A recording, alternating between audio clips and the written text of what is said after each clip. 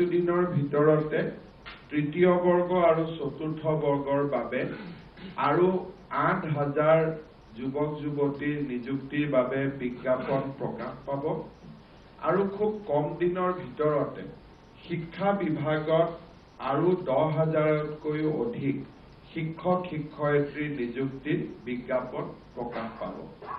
অৰ্থাৎ অহা কিছুদিনৰ ভিতৰতে আমাৰ ৰাজ্য চৰকাৰত আৰু ২৫,০০০তকৈও বেছি যুৱক যুৱতীয়ে নিযুক্তিৰ সুবিধা পাব।